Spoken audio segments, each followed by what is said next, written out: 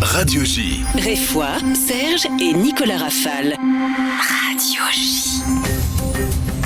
Bonsoir à toutes et à tous, bienvenue dans Réfoy, mardi 21h. Bonsoir docteur Serge Rafale. Bonsoir Nicolas. Nous recevons cette semaine le docteur Alexandra Dalu. Bonsoir docteur Dalu pour un ouvrage en commun avec le chef Thierry Marx.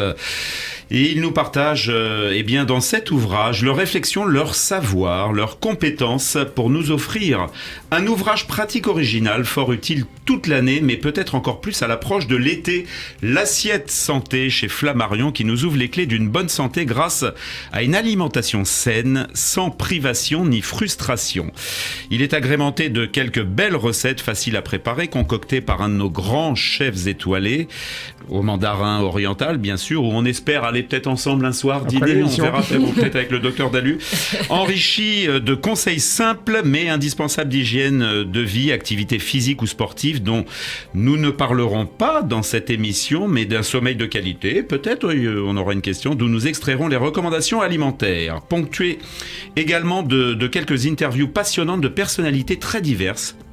Chercheur en neurobiologie, en agronomie, sociologue de renom, sportif de haut niveau, chef militaire, docteur Serge Rafale. Eh bien, composez-nous votre assiette santé. Je vous confie le docteur Alexandra Dalu. C'est Radio J. Réfoy, Serge et Nicolas Rafale. Radio J. C'est elle, Nicolas, qui va nous concocter cette assiette santé. Bonsoir à toutes, bonsoir à tous. Docteur Dalu, bonsoir. Bonsoir. Merci, merci pour cette belle invitation. Merci de nous rendre de nouveau visite. Alors, Nicolas l'a dit, vous êtes nutritionniste, vous êtes spécialiste de l'anti-âge, vous êtes très impliqué dans l'alimentation santé. Vous aviez déjà été mon invité pour les 100 idées reçues qui vous empêchent d'aller bien chez le Duc Édition. Vous définissiez à l'époque, en 2017, le temps passe vite, comme une spécialiste des 4 P, médecine personnalisée, prédictive, préventive, participative. Apparemment, vous poursuivez dans cette voie. Oui, c'est toujours le cas. C'est une médecine qui est partagée maintenant par toute la profession.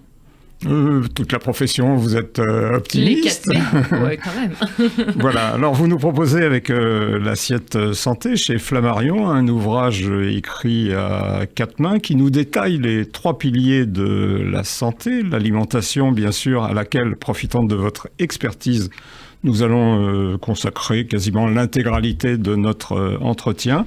Et comme l'a dit Nicolas, nous ne parlerons pas de l'activité physique que découvriront vos futurs lecteurs, mais nous dirons peut-être quelques mots de l'alimentation du sommeil, une fonction extrêmement importante. Alors je vais, docteur Dalu, si vous le voulez bien, commencer par la fin, qui sont les interviews qui ponctuent votre ouvrage et qui éclairent parfaitement le débat autour de l'alimentation. Vous avez demandé à Claude Fischler, qui est un sociologue très connu, son point de vue, et il explique que ce que l'on mange nous construit. Et nous sommes plus finalement des mangeurs que des consommateurs. Alors, vous êtes perplexe. J'ai voulu... alors, je ne suis pas perplexe, je connais mon livre, vu que c'est moi qui l'ai écrit. C'est-à-dire que j'ai voulu, en effet, que différents protagonistes donnent leur avis sur ce qu'était plutôt la santé, plutôt que l'alimentation, puisqu'il y a un domaine dont vous n'avez pas parlé, mais auquel je tiens dans l'ouvrage, qui est peut-être un peu moins connu du grand public, qui est toute la médecine hormonale, l'endocrinologie, parce que, en effet, vous avez la nutrition en tant que telle, la diététique, vous avez le sport, mais vous avez également toute la partie médicale qui est finalement notre domaine. Et quand les patients viennent me voir, c'est plutôt pour une partie médicale. On peut refaire le point au niveau alimentation, mais ce qui est intéressant aussi à notre époque, c'est que quelque part, tout le monde sait maintenant ce qui est bon pour la santé, ou en tout cas, tout le monde sait ce qui n'est pas bon pour la santé. C'est-à-dire que vous dire qu'il faut avoir des fibres et moins de sucre dans son alimentation, je pense que c'est devenu quand même une évidence. Et ce qui m'a fait plaisir parmi les lecteurs, c'est que Certains m'ont dit qu'ils s'étaient identifiés quand je parle des maladies hormonales et ça leur a permis de voir leur médecin traitant, de voir leur endocrino ou leur médecin anti-âge pour pouvoir faire le point là-dessus.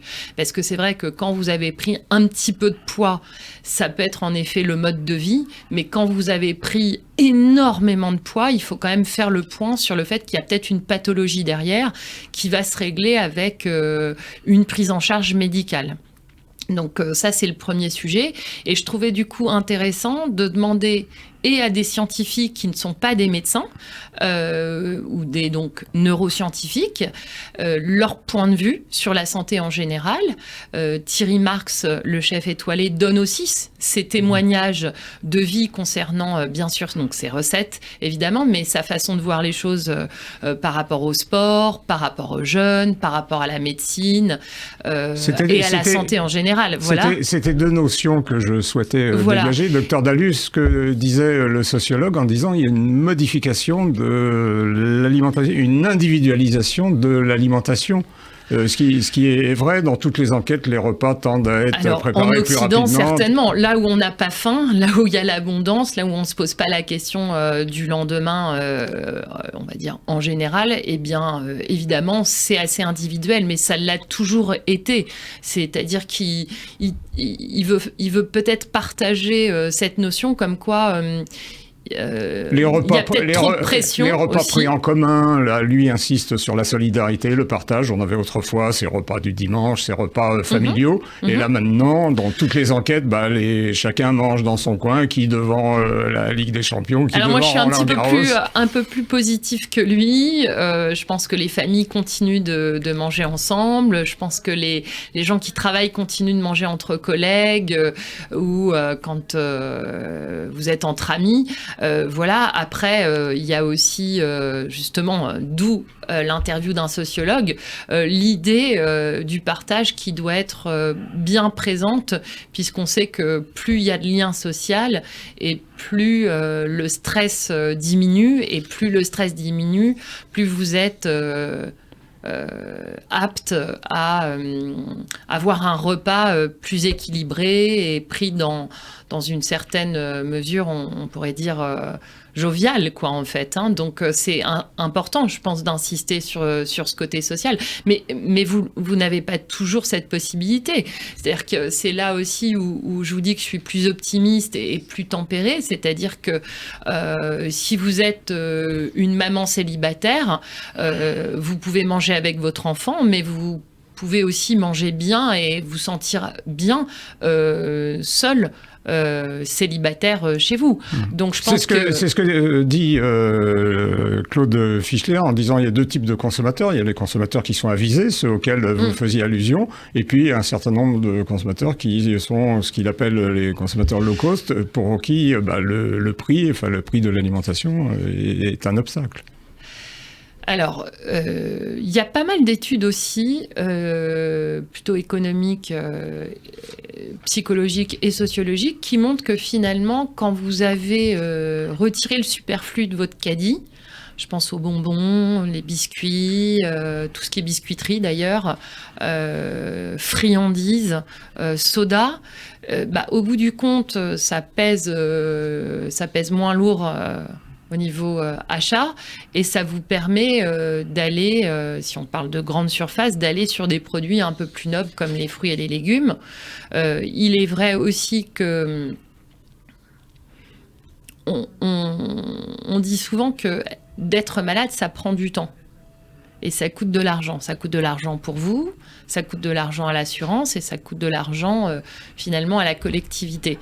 Donc c'est une responsabilité propre également de pouvoir progressivement aller vers une alimentation plus saine pour se faire du bien, mais pour se faire du bien en général. Voilà, alors vous disiez tout à l'heure, les gens savent maintenant à peu près ce qu'il faut manger. Le problème, c'est qu'ils ne le font pas. Et vous expliquez qu'en fait, à la fois pour vous, Thierry Marx le répète en disant il faut absolument transmettre aux plus jeunes. Regardez, depuis des années, on parle des 5 fruits et légumes par jour. La moyenne, ça reste un fruit, quoi. Oui, exactement. Hein. L'OMS rappelle qu'il faut 30 grammes de fibres par jour et en France, on est à 17 grammes. L'OMS vous dit qu'il faut 5 grammes de sel par jour et en France, on est aussi pas loin des 15 grammes par jour. Donc, pareil pour le sucre, c'est 25 grammes 25 et en grammes, France, on est à 150 grammes par jour. À 150 grammes. Voilà, donc je suis bien d'accord, l'éducation passe par... devrait... avec Thierry Marx, on disait que ça pouvait être intéressant de se dire qu'il y a des cours de musique, ça devrait être enseigné à l'école. Il y a des cours de sport, il y a des cours à un moment donné de biologie, puisqu'on se souvient qu'on étudie la formation, entre guillemets, des grenouilles, etc. Et c'est toujours dans les programmes. On pourrait tout à fait avoir de façon ludique... Une physiologie de l'organisme et de l'alimentation. En tout cas, des petits cours de cuisine, des petits cours de cuisine et des notions très très simples de ce que c'est qu'une bonne assiette. Voilà, ça servirait. D'où l'utilité de votre ouvrage. Alors, on va juste donner quelques mots sur le surpoids et l'obésité. C'est un problème qui est un problème majeur des sociétés occidentales, mais qui tente à gagner. Alors, on le voit aussi dans les pays émergents, voilà, où malheureusement la junk food, qui pour le petit rappel est l'ensemble soda, sandwich, apparaît, il y a du diabète de type 2, il y a du surpoids, il y a de la stéatose, le foie gras, et il y a du diabète 2 qui apparaît avec l'hypertension artérielle qui grimpe aussi. Et donc, c'est vraiment un rapport directement lié à l'arrêt de l'activité physique et cette malbouffe, finalement. Vous dites le slogan « Mangez moins, bougez plus », c'est totalement inadapté à la situation qu'on vit en France, avec la moitié de la population qui est en surpoids ou obèse. C'est-à-dire ? C'est-à-dire que ça ne le français n'est pas pas très sportif. Voilà. Sur 150 pays répertoriés, on est à la 129e place. Donc, le problème aussi, c'est que vous avez du e-commerce. Je suis pour le e-commerce parce que je trouve que c'est quand même intéressant quand vous vivez au fin fond du Massif central de pouvoir recevoir le livre qui vous plaît ou l'outil qui vous plaît pour bien vivre. Simplement, avec cet e-commerce, les gens bougent moins.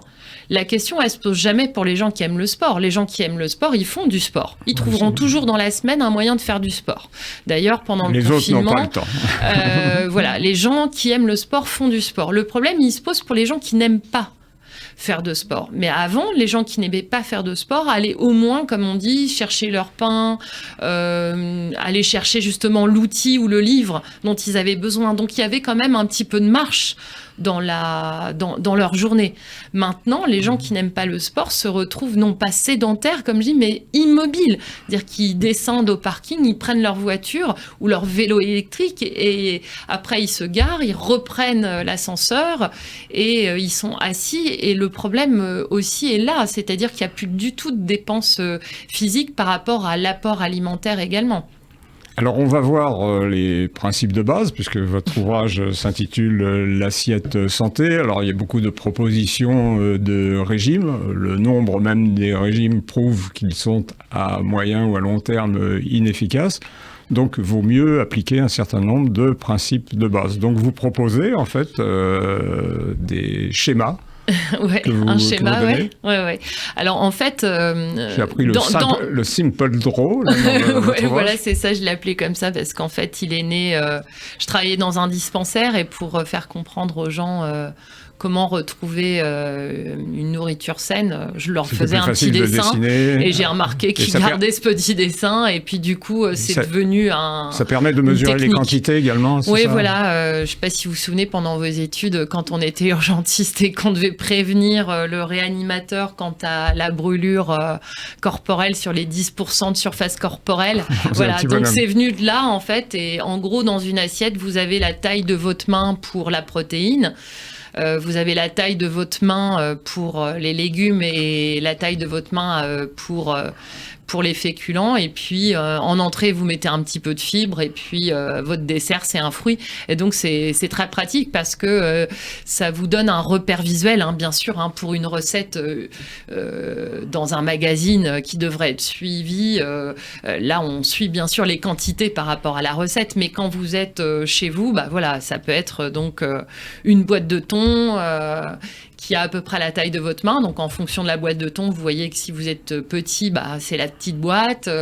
Taille moyenne, ça va être plus grand. Enfin, vous regardez votre main et puis vous pouvez mettre ça dans l'assiette et c'est un très, très bon repère visuel. Voilà, d'ailleurs, c'est là où on voit qu'on donne trop aux enfants. Donc, la première notion là, pour nos auditeurs, donc 3 assiettes, l'assiette starter, la deuxième assiette, la troisième assiette, et éventuellement la quatrième assiette, le dessert, le fruit. Alors, en fait, sinon, il y en a que 3. Il y a l'entrée, votre plat où il y a les 3 portions et puis votre dessert, voilà. Parce que et vous insistez une notion qui est importante dans votre livre. Vous dites que le fruit doit être consommé au moment du repas et souvent on donne comme conseil de le prendre en dehors du repas. Alors en tous les cas, pareil, dans votre souvenir de médecin, le fruit c'est jamais en dehors d'un repas puisque ça fait un pic de glycémie et quel que soit le sucre d'ailleurs, c'est toujours comme ça. C'est-à-dire que ça doit être dans votre bol alimentaire pour que la glycémie ne grimpe pas immédiatement. Ne fasse pas de pic. Donc, votre fruit, ça peut être un peu comme l'été quand on met le melon en entrée, mais c'est toujours pendant le repas. Voilà, comme n'importe quel sucre, en fait. Ça peut être un jus de fruits, ça peut être un smoothie, ça peut être un gâteau, mais toujours au sein du repas pour éviter le pic de glycémie. Donc, 3 assiettes, le fruit au moment du repas. Alors, on va faire quelques petits rappels de diététique sur les 3 composantes. Alors, le gras constitue un allié. Le gras est un allié dans le sens où on sait désormais très clairement que la cellule a une membrane et que cette membrane est faite de gras et que les hormones sont toutes également issues du gras. Donc en fait, le gras, c'est un élément qui est essentiel. D'ailleurs, l'oméga 3, on ne sait pas le fabriquer, donc il est essentiel. Vous dites, docteur Dalu, même dans un régime minceur, il faut conserver des graisses pour stimuler la satiété, ce que font mal les sucres. Alors, c'est sûr que le sucre, il va plutôt être stimulant de la faim, et puis le gras et la protéine sont connus pour être plutôt rassasiants. Donc, peut-être penser à mettre du beurre sur le poisson ou bien une sauce citron avec huile d'olive ou huile de lin. Ça peut être intéressant. On n'est pas en train de dire qu'il va falloir avoir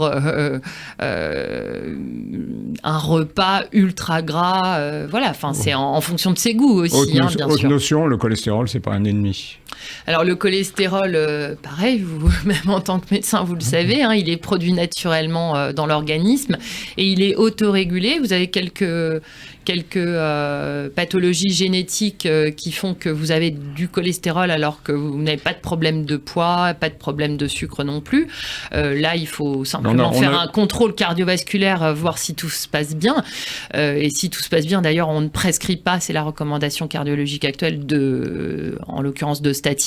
Mais si malheureusement vous avez des plaques d'athérome, il est fortement conseillé de faire le point avec son cardiologue. Donc en fait, le cholestérol, il ne faut pas en rajouter si de trop, entre guillemets, et le de trop, ça se voit au cas par cas en consultation. Si c'était facile, ça se ferait juste sur Instagram. Mais voilà, donc c'est un petit peu plus complexe la prise en charge quand on voit qu'il y a une hypercholestérolémie familiale. Il y a tout plein de recommandations actuellement pour faire le point à ce niveau-là. Mais il ne faut pas se dire, tiens, je ne mange pas d'œufs parce que j'ai du cholestérol. Tout le monde a du cholestérol. D'abord, c'est un abus de langage.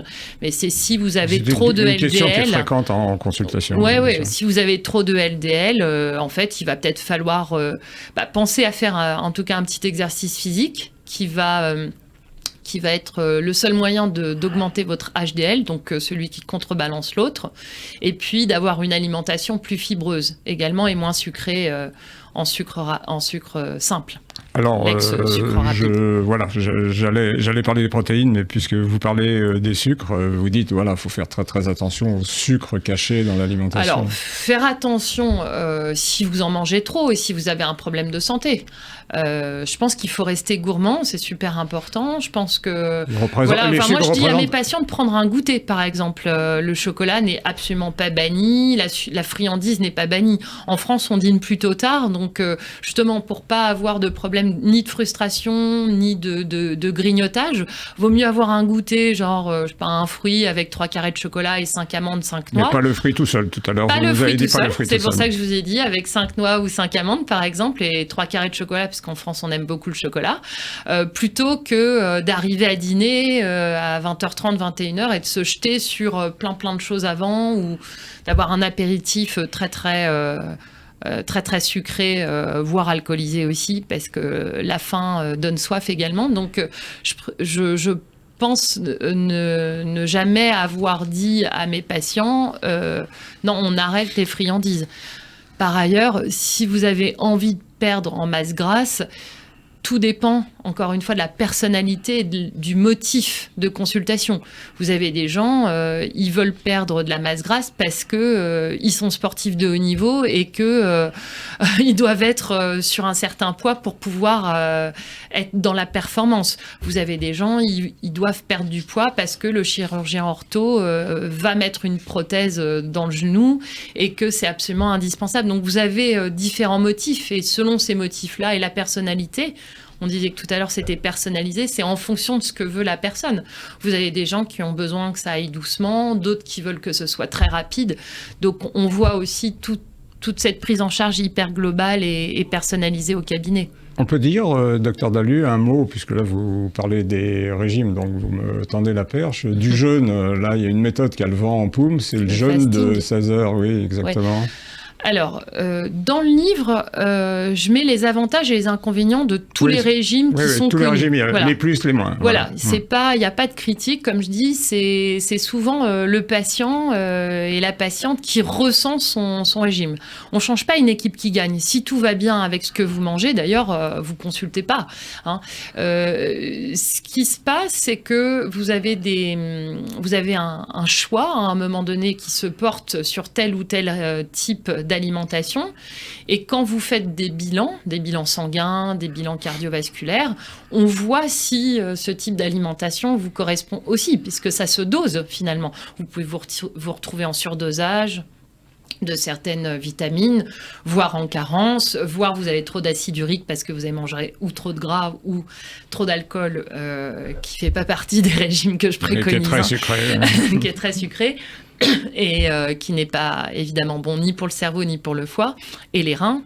Et puis parfois, si vous avez aussi trop de protéines, l'acide urique, c'est bien connu, hein, la crise de goutte, voilà, la maladie lithiasique. Alors, c'est un sujet. Le jeûne de 16 heures, pour qui ? Alors, le jeûne, je pense que je suis une grande voyageuse de par le monde, comme je dis souvent, dans les pays où on a faim, le jeûne, ça n'existe pas. Hein, voilà.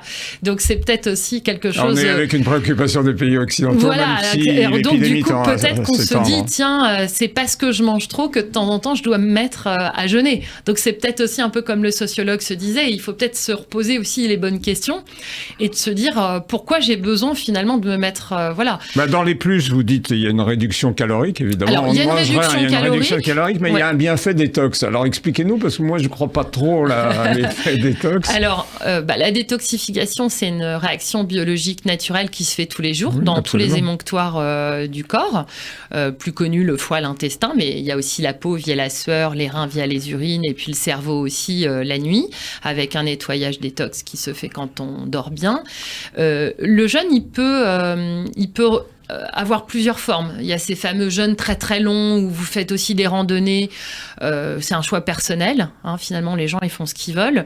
Et puis il y a le jeûne que vous faites quand vous avez fait la fête, par exemple à Noël, lors de votre anniversaire, ou parce que vous avez eu plusieurs gros dîners pendant une semaine. C'est la journée de récupération. En fait, si vous écoutez votre corps, finalement, votre corps vous dit j'ai beaucoup moins faim. Donc vous le faites automatiquement. Il y a des pondérostats finalement comme des interrupteurs qui vous disent voilà, si vous devez être à ce poids-là, là comme vous avez trop mangé, vous avez moins faim. Après, les gens qui vont se dire je vais moins dîner, ça je trouve que c'est quand même une bonne idée, parce qu'on sait aussi que comme on dîne quand même assez tard aussi, encore une fois en France, et que l'heure du coucher elle est en moyenne sur du 22h30, 23h, eh bien ça fait peu de laps de digestion. Et donc, on le sait, en biologie, c'est pas génial dans le métabolisme de se coucher le ventre plein, comme on dit. Donc, de moins dîner, en tout cas, pas forcément de se mettre à jeûner, mais en tout cas d'avoir un repas très frugal à dîner peut être une bonne idée. Après, vous avez dans le jeûne de 16 heures, on ne petit déjeune pas le lendemain également. Alors également, vous attaquez directement à midi. Ça aussi, c'est à voir au cas par cas. Vous avez des gens qui, très naturellement, de toute façon, n'ont pas de petit-déj. Ils vont plutôt être sur un repas à déjeuner à midi, alors que d'autres vont être plutôt sur 13h ou 13h30. Donc, si vous avez faim le matin en vous levant, c'est absolument pas conseillé. Il faut écouter son corps. Oui. Donc, vous dites qu'on n'est pas obligé de petit déjeuner, quoi.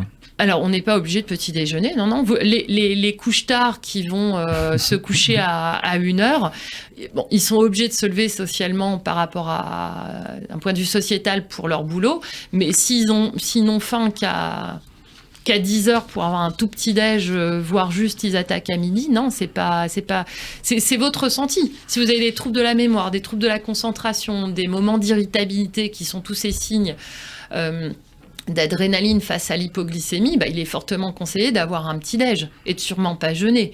Si vous vous sentez mieux, à ce moment-là, vous gardez ce système. C'est toujours cette histoire de comment vous vous sentez. On ne change pas une équipe qui gagne. Donc si vous vous sentez mieux, faites-le. Si ça ne change rien aussi, ne le faites pas. La réponse sera ailleurs également. Alors, dans votre ouvrage, c'est un des piliers, l'alimentation. Il y a l'activité physique dont on n'a pas eu le temps de parler, mais peut-être vous reviendrez et on l'abordera.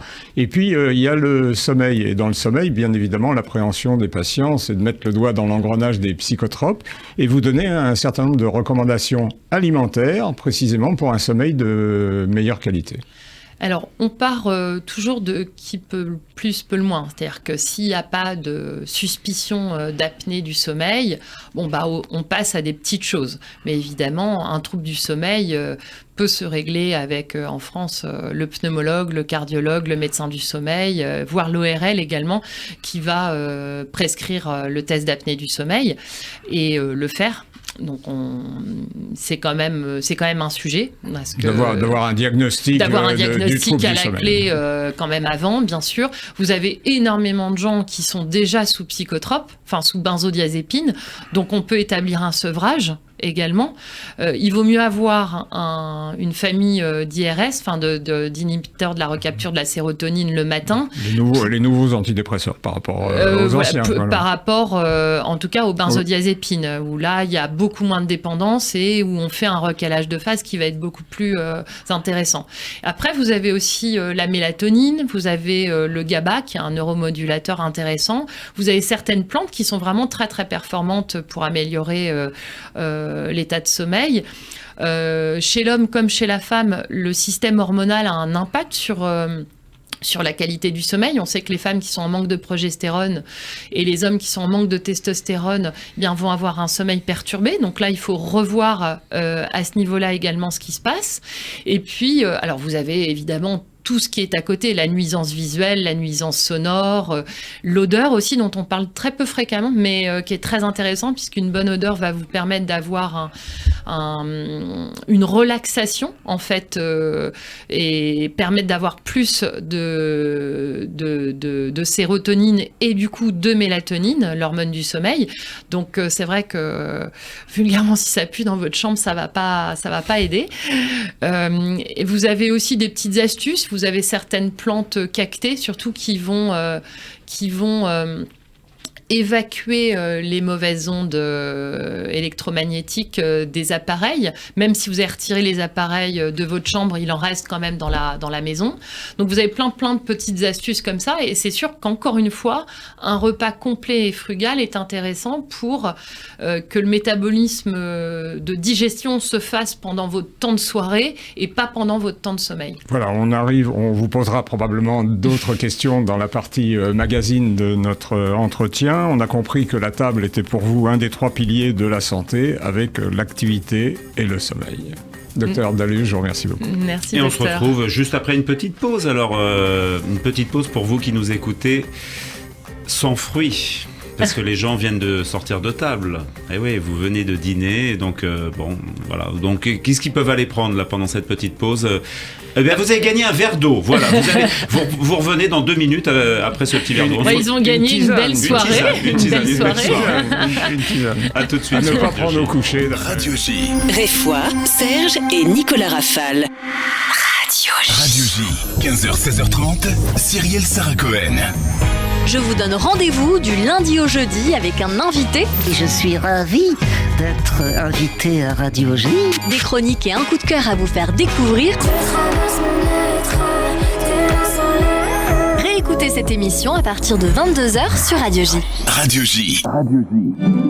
Chaque semaine, et particulièrement en période de tension, l'hebdomadaire Actualité Juive va encore plus loin, avec des analyses et des informations fiables, précises, objectives sur Israël, le Moyen-Orient, la lutte contre l'antisémitisme et l'actualité politique en France. Actualité Juive, France, Israël, communauté, judaïsme, mémoire, société, culture, abonnez-vous ou réabonnez-vous en formule papier ou digitale sur le site actualitéjuive.com. Actualité Juive, l'hebdomadaire incontournable de la communauté. Radio J. Radio J.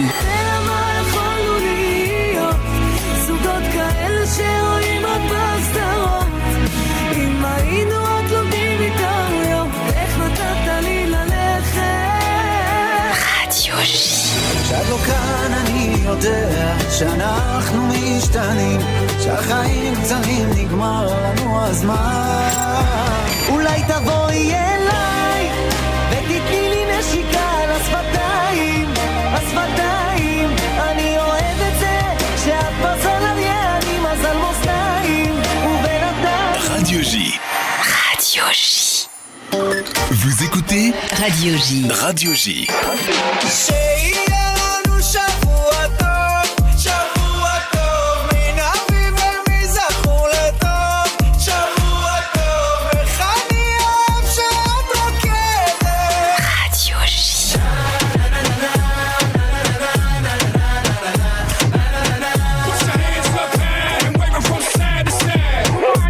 Montez le son. Vous écoutez Radio J.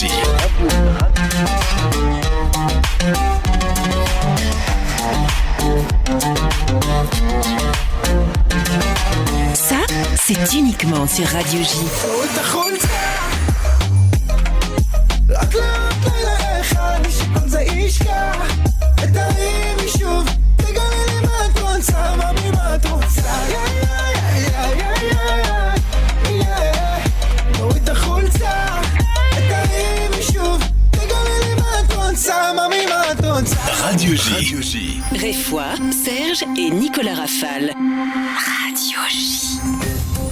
Nous sommes de retour après cette petite pause salutaire, la pause du verre d'eau, pour continuer de parler de l'assiette santé, alimentation, sommeil, sport et bien-être par le docteur Alexandra Dalu et le chef Thierry Marx, judoka, grand sportif Thierry Marx, ceinture noire de judo, et il pratique également la méditation, je crois, très souvent. C'est vrai que après le service, on a quand même besoin de s'oxygéner. Est-ce que vous êtes allé dîner au mandarin oriental? Je voulais vous poser une question sur la taille des assiettes du mandarin oriental. Elles sont petites ou moyennes? Thierry Marx est resté en effet très sportif. Il fait même faire du sport assez... Alors pas à ses clients, peut-être pas quand même, mais à son équipe, justement, avant de prendre le service. Stage commando. Avec du stretching finalement, un petit peu de mouvement musculaire pour se mettre en route, comme on dit, et on devrait tous faire ça 1 à 3 minutes avant de prendre sa douche le matin. En tout cas, c'est ce que je dis aussi à mes patients. Quant à ces plats, ils sont évidemment fameux, ils méritent ces étoiles. Peut-être que c'est difficile de conseiller à un patient qui vient vous voir, puisque vous parlez dans ce livre d'alimentation, de sommeil, de sport, de bien-être. Ça fait beaucoup quand on a envie de se mettre ou de se remettre un peu dans un effort et à niveau. Est-ce que l'alimentation, pour vous, quel est votre podium? Est-ce que l'alimentation est le plus important des bienfaits à prendre en considération en premier? Vous le classeriez où, l'alimentation? Alors, on dit souvent que quand vous vous remettez à faire une activité physique, ou du sport, eh bien très naturellement, vous êtes enclin à mieux manger. Donc finalement, ce serait plutôt l'activité physique en premier. Mais il y a des gens qui disent qu'ils n'y arriveront jamais. Alors qu'est-ce d'abord, qu'on peut j'ai leur des conseiller ? patients qui sont à plus de 100 kilos, voire parfois à 150 kilos. Bien entendu, on ne va pas leur conseiller de faire un programme pour les JO 2024. On va les remettre en condition. On va commencer par des petits quelque chose et la prise en charge, elle est multidisciplinaire, c'est-à-dire que ce sont également des gens qui vont voir un kiné, qui ont une prescription de sport. Tout ça va se faire au cas par cas, de façon posée, sans aucune pression. Il y a des médicaments aussi dans ce cas-là. Il y a des médicaments, on le répète, et pas tout ce qu'on a pu entendre sur les réseaux sociaux qui décrit ces médicaments qui sont, une fois utilisés à bon escient, très efficaces et qui rendent la joie de vivre à des gens qui peuvent plus bouger et qui sont avec plusieurs pathologies. Après... J'aime pas trop le mot effort parce que est-ce qu'un dentiste dirait j'aimerais bien que vous fassiez l'effort de vous brosser les dents ? En fait, pour votre santé, faire l'effort de marcher une demi-heure par jour, ça devrait pas être un effort, ça devrait être naturel.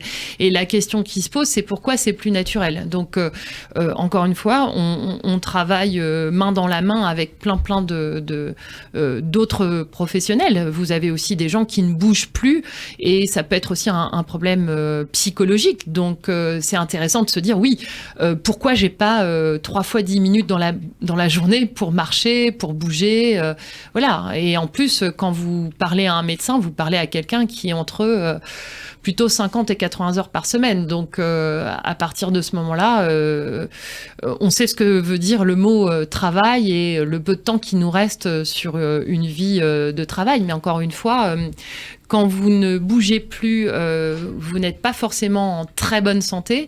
Le sommeil va, à un moment donné, être aussi perturbé. Et on sait également, puisque le corollaire de ce que je vous disais tout à l'heure est vrai, c'est que quand vous ne bougez pas, vous mangez moins bien qu'une personne qui bouge.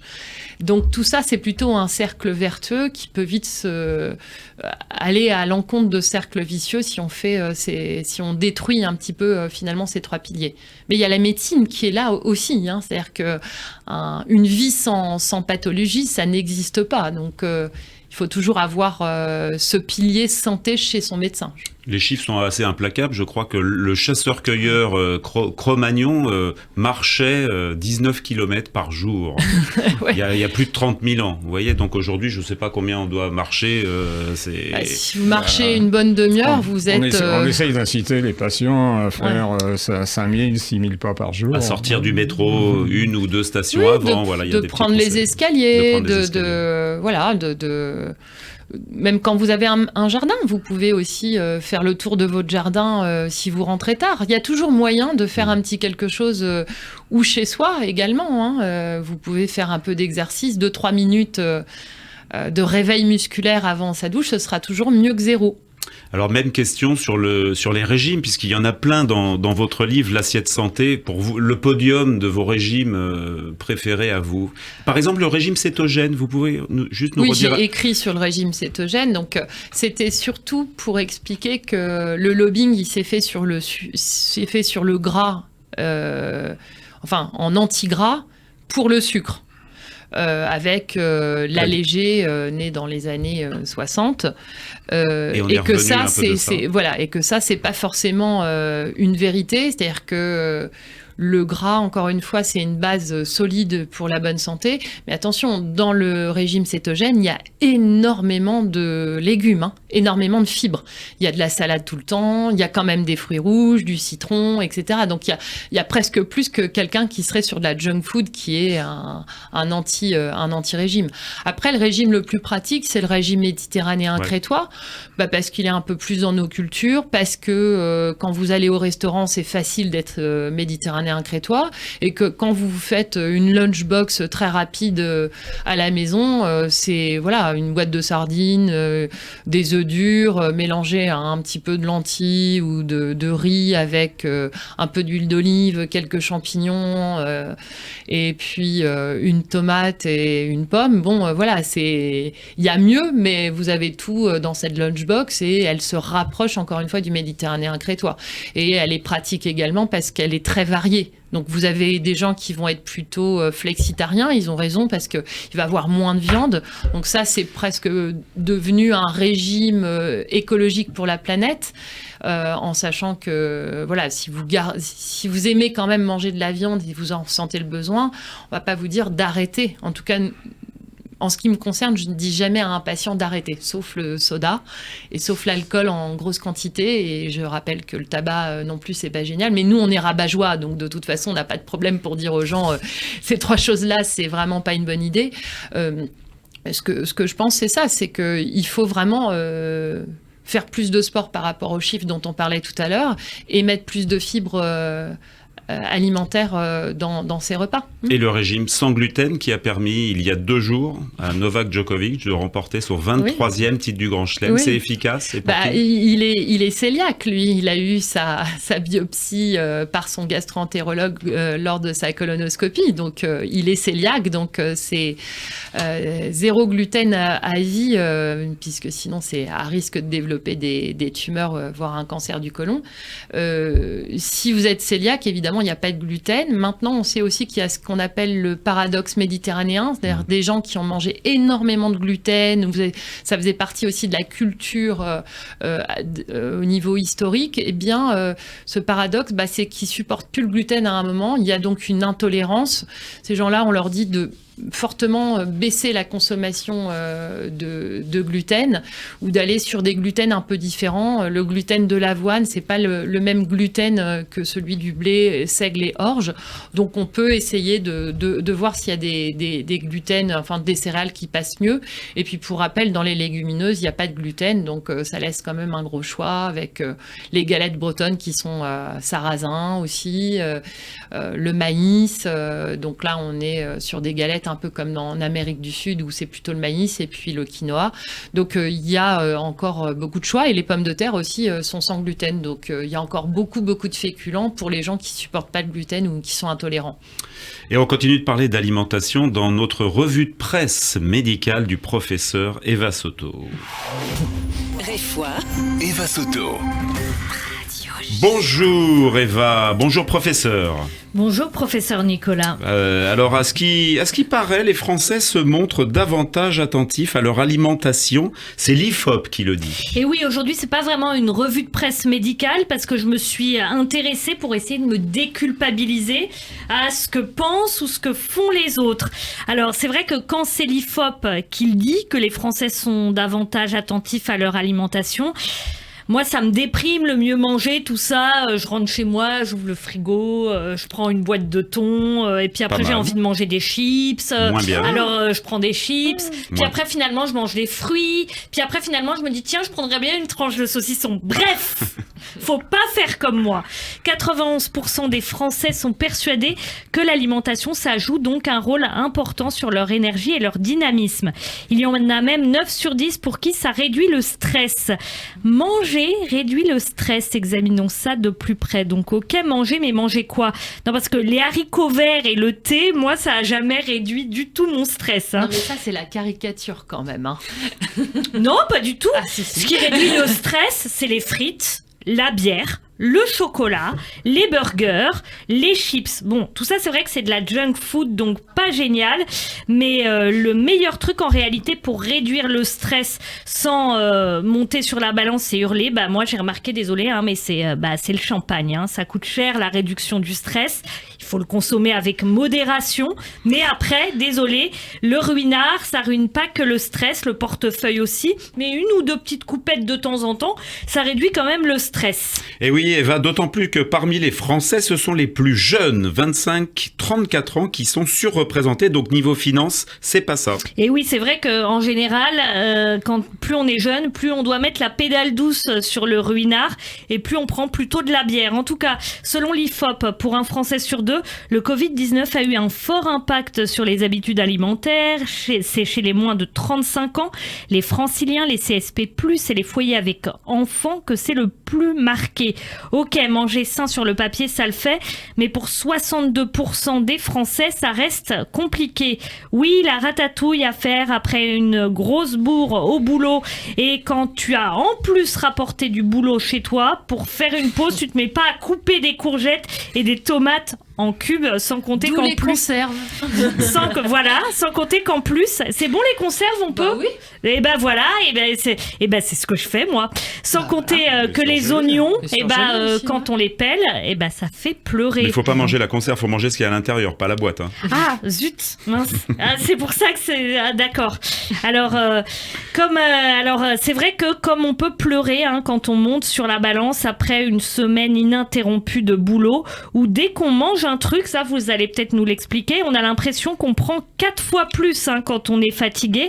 Le corps probablement, en tout cas le mien, moi je parle que du mien, il doit faire des économies d'énergie, ça veut dire qu'il emmagasine, et il emmagasine aussi pas du muscle, de la graisse. Donc 60% des Français associent au fait de bien manger une charge mentale. La mienne donc fabrique du gras en prime. Alors pesant de manger sain, c'est d'autant plus vrai qu'on est jeune. Pour 7 Français sur 10 entre 18 et 34 ans, c'est le cas. Mais en même temps, dans ce fameux sondage IFOP, 9 sondés sur 10 affirment qu'une alimentation saine et équilibrée restera importante pour eux dans les années à venir. Tout et son contraire, quoi. On pourrait appeler ça le macronisme culinaire, tout et son contraire. Oui, le fameux en même temps. En tout cas, toujours selon l'IFOP, 74% des 25-34 ans se sentent très concernés par le sujet. Ils veulent des informations pour les aider à avoir une alimentation plus équilibrée. Bref, savoir ce qu'ils consomment. Il y a évidemment donc un fort intérêt pour les aliments qui donnent de l'énergie, du bien-être, avec aussi une démarche responsable de l'entreprise, de la provenance, de la composition, ce qui explique par exemple l'engouement pour les magasins bio, ceux qui proposent des produits de région pour limiter les trajets et donc l'empreinte carbone. 46% des jeunes Français se réfèrent à ça par rapport à ce qu'ils trouvent sur Internet. 37% prennent leurs informations dans des livres ou des magazines. 37% également font appel à leur médecin, ou encore 32% à des proches. Donc il y a tout ça, il y a ceux qui prennent des avis, il y a ceux qui veulent manger plus sain, etc. Et puis il y a aussi les autres. Pour corroborer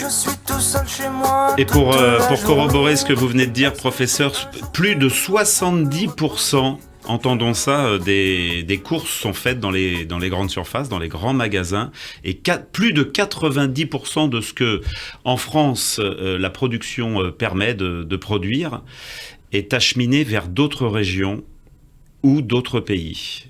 Plus de 90% de ce que nous mangeons vient d'autres régions, quand on est dans une certaine région ou d'un autre pays. Donc, on n'est pas sorti de la berge avec tout ça. Merci. De la berge ? Ouais, de la berge. Oui, merci, alors, professeur. Je vais aller nager un peu, ça va voilà, faire du bien. Voilà. On a trouvé une solution. Voilà, merci, Eva. Serge et Nicolas Rafale. Radio J. Et on accueille le docteur Vladimir Mitz. On va parler chirurgie esthétique, comme chaque semaine dans Réfois. Bonjour, cher Vladimir. Bonjour, docteur. Amis. Bonjour. Quelle belle émission sur l'alimentation. Et pour une fois, je serai moi peut-être le rabat-joie. Parce qu'aujourd'hui, je voudrais vous parler des dangers de la médecine esthétique. Des produits injectés, de notamment. Ces produits injectés. Alors, en fait, il y a deux grands types de produits qui sont injectés en ce moment. Il y a le Botox et l'acide hyaluronique. Le Botox, c'est une toxine. Elle vient du botulisme. Elle peut tuer à haute dose. Mais à toute petite dose, en fait, elle apaise les muscles et elle déride. C'est utilisé dans les muscles du front, quand on a des rides importantes, du Et c'est un lion. médicament. Et c'est un médicament. Et Pour il les y a myopathies. des zones où on a le droit de l'utiliser et d'autres zones où on n'a pas le droit. L'acide hyaluronique est un autre produit, on en a déjà parlé. C'est une molécule qui est destinée à gonfler, à remplir. Elle provient de cultures, de microbes qui vont produire cette molécule qui est biocompatible, qui donne très peu de complications. Quels sont les problèmes que l'on rencontre ? Tout dépend de ce qu'on injecte. D'abord, le Botox, injecté en trop grande quantité, va créer des paralysies, des distorsions. Et donc, les patients vont pas être contents parce qu'ils sont pas pareils des deux côtés. D'autre part, c'est une injection qui parfois donne des hématomes. Mais ça, c'est pas encore très grave.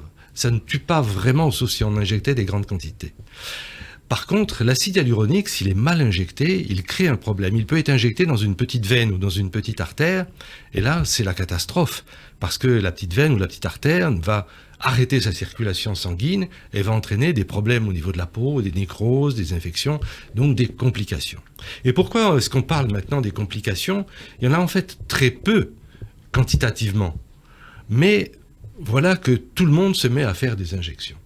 Le grand problème, c'est que comme c'était des injections qui étaient réservées au corps médical, eh bien, il y a eu des amateurs, des amatrices qui se sont dit « Pourquoi pas moi ? Pourquoi moi je ne serais pas un injecteur ? Après tout, c'est pas une opération. Je pénètre pas dans le corps humain, pas trop profondément. Je fais déjà des piqûres. Pourquoi je ne ferais pas ces injections ?»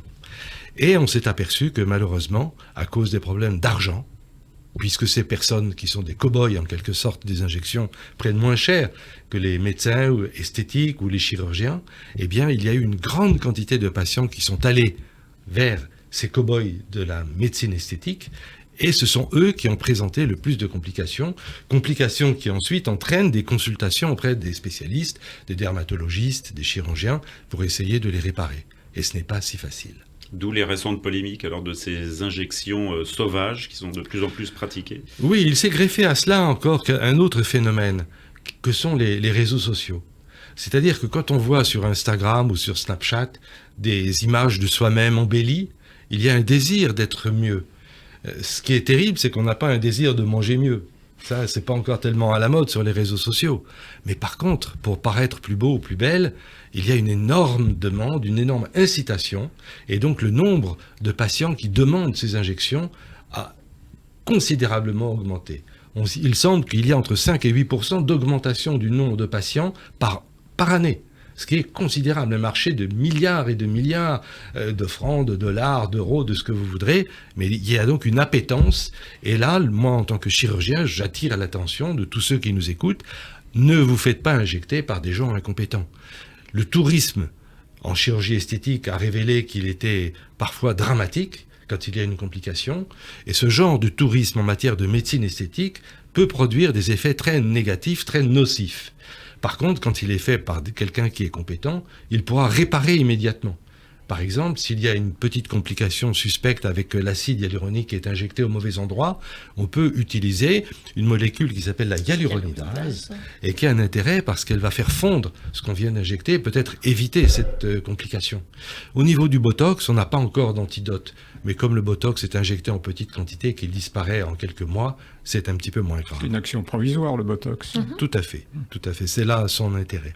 Et donc, en conclusion, je plaide un peu pour que la médecine esthétique soit faite par des gens compétents, des médecins, des chirurgiens, qui ont l'expérience, qui sont formés pour cela, et d'éviter d'aller voir des personnes qui se disent gentilles en disant « Viens, je vais t'injecter, tu verras, je prendrai un petit peu moins cher, mais je sais le faire, ça se passera très bien. » Et puis en plus, on ne sait pas dans ces cas-là ce qu'ils injectent, parce que parfois, il y a rien.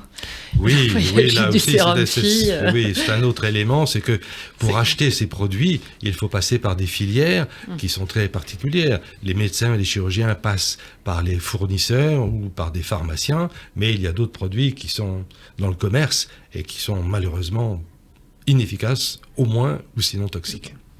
Il semblerait, docteur Alexandra Dalu, le docteur Vladimir Mitz vient de parler effectivement parfois des dangers d'avertir et que le message ne rentrait pas toujours dans la tête, dans le cerveau parfois d'une patientèle jeune. Est-ce que c'est facile de conseiller des gens? Alors ceux qui viennent vous voir, ils sont déjà un peu conscientisés, mais comment est-ce qu'on peut faire rentrer le message de la bonne alimentation? Est-ce que c'est si facile que ça? Est-ce que ça rentre pas par une oreille pour ressortir par l'autre? Ça vous laisse à nouveau perplexe. Moi, je voudrais justement lui poser la question. En fait, au cabinet, on parle pas tellement d'alimentation. Ça va être, comme je vous disais tout à l'heure, ça va être très médical, très endocrino, très porté sur le sommeil. Une notion aussi dont on n'a pas parlé, c'est la douleur. La douleur et la fatigue. C'est-à-dire qu'il y a 60% des Français qui consultent pour douleur et fatigue leur médecin. Donc il est évident que quand vous êtes fatigué, vous avez envie de rien faire et on va être de plus en plus anxio-dépressif. Donc ça a un fort impact. Et idem, quand vous avez des douleurs, vous dormez mal. Et si vous dormez mal, vous grossissez parce qu'il y a tout un système neuro-hormonal qui se met en place pendant cette nuit de mauvais sommeil et qui fait grossir. Donc on prend plutôt en charge tous ces symptômes pour faire un diagnostic, pour avoir une prise en charge.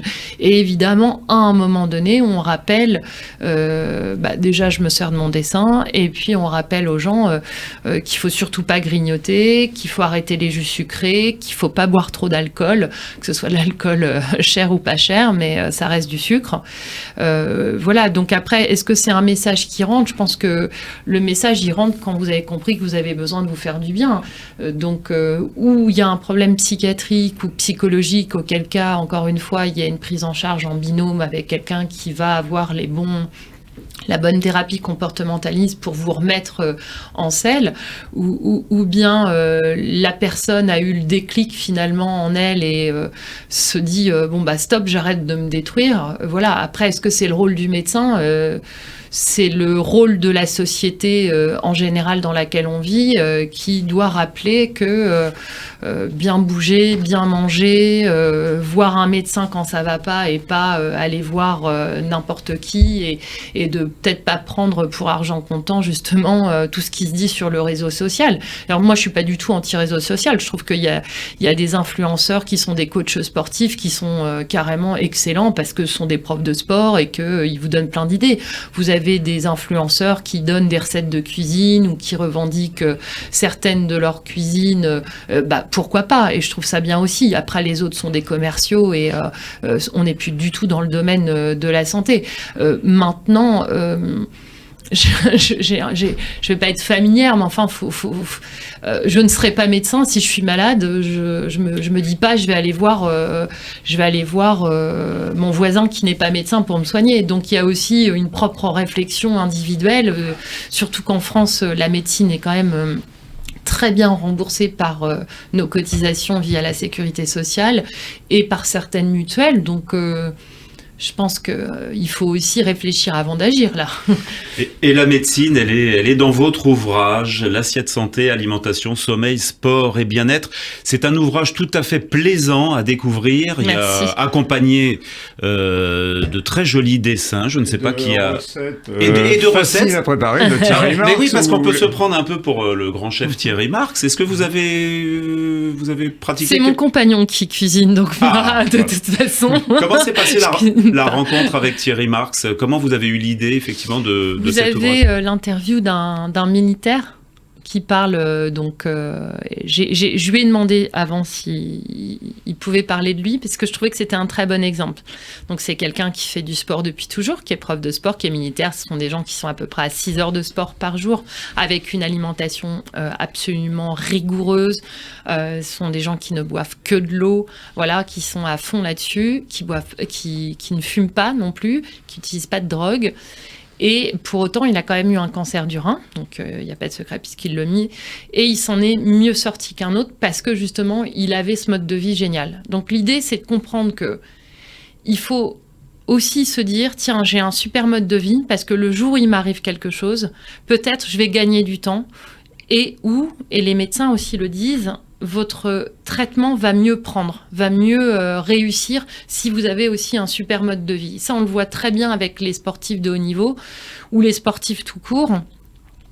À partir du moment où vous avez une pathologie, elle va moins s'aggraver si vous avez un super mode de vie. Et c'est ça aussi le message. Le message, il n'est pas « vous ne serez jamais malade, vous allez vivre jusqu'à 200 ans » comme une tortue des Galapagos. Non, le message, il est si vous avez un bon mode de vie, le problème, il arrivera plus tardivement. Et si problème il y a, il sera moins grave que si vous avez un mauvais mode de vie. Eh ben, je rappelle, c'est parfait. Comme en conclusion, l'assiette santé de Thierry Marx et du docteur Alexandra Dalu qui est venu nous rendre visite ce soir à Radio J et dans Réfoy.